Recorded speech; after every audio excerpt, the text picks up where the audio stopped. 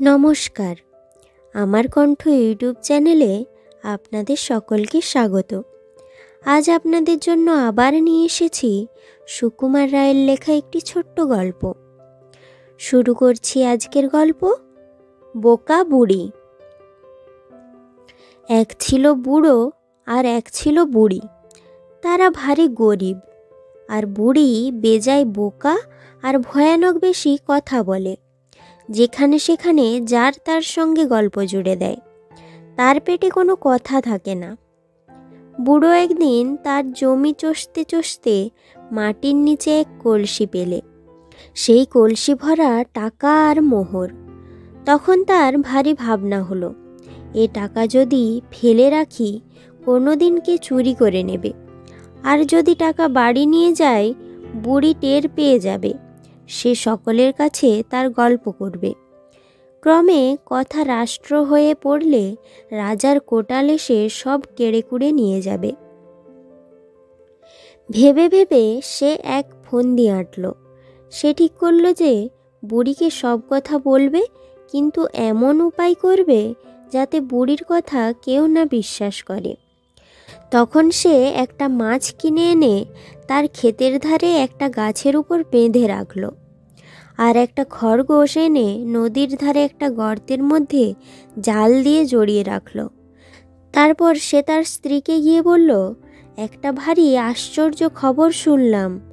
গাছের ডালে নাকি মাছ উড়ে বসে, আর খরগোশ নাকি জলে খেলা করে।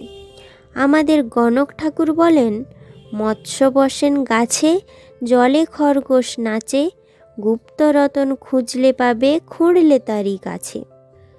বুড়ি বলল, তোমার যেমন কথা। বুড়ো বলল, হ্যাঁ, এরকম নাকি সত্যি সত্যি দেখা গেছে।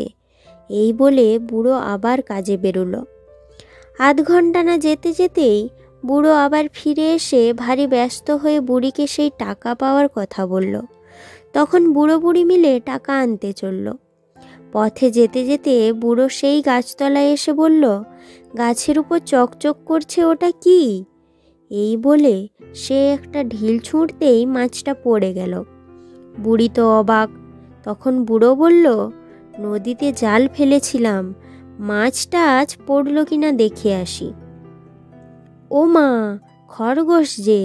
তখন বুড়ো বলল, কেমন, গণক ঠাকুরের কথা আর অবিশ্বাস করবে? তারপর টাকা নিয়ে তারা বাড়ি এলো। টাকা পেয়েই বুড়ি বলল, ঘর করব, বাড়ি করব, গহনা বানাবো, পোশাক কিনবো। বুড়ো বলল, ব্যস্ত হইও না, কিছুদিন রয়ে সয়ে দেখো, ক্রমে সবই হবে। হঠাৎ অত কাণ্ড করলে লোকে সন্দেহ করবে যে। কিন্তু বুড়ির তাতে মন ওঠে না। সে একে বলে ওকে বলে, শেষে একেবারে কোটালের কাছে নালিশ করে দিল। কোটালের হুকুমে বুড়োকে হাতকড়া দিয়ে হাজির করা হলো। বুড়ো সব কথা শুনে বলল, সে কি হুজুর, আমার স্ত্রীর কি মাথার কিছু ঠিক আছে? সে তো ওরকম আবল তাবল কত কি বলে। কোটাল তখন তেড়ে উঠলেন, বটে, তুমি টাকা পেয়ে লুকিয়ে রেখেছ, আবার বুড়ির নামে দোষ দিচ্ছ। বুড়ো বলল, কিসের টাকা, কবে পেলাম, কোথায় পেলাম? আমি তো কিছুই জানি না। বুড়ি বলল, না, তুমি কিছুই জানো না। সেই যেদিন গাছের ডালে মাছ বসেছিল, নদীতে জাল ফেলে খরগোশ ধরলে, সেদিনের কথা তোমার মনে নেই? কচি খোকা আর কি। তাই শুনে সবাই হাসতে লাগলো। কোটাল এক ধমক দিয়ে বুড়িকে বলল, যা পাগলি, বাড়ি যা। ফের যদি এসব যা তা বলবি, তোকে আমি কয়েদ করে রাখবো। বুড়ি তখন বাড়ি ফিরে গেল। কোটালের ভয়ে সে আর কারো কাছে টাকার কথা বলতো না। ধন্যবাদ সকলকে। আশা করি এই ছোট্ট গল্পটি ভালো লেগেছে। এই রকম আরও ভালো ভালো বাংলা গল্প শুনতে আমার কণ্ঠ চ্যানেলটি সাবস্ক্রাইব করুন।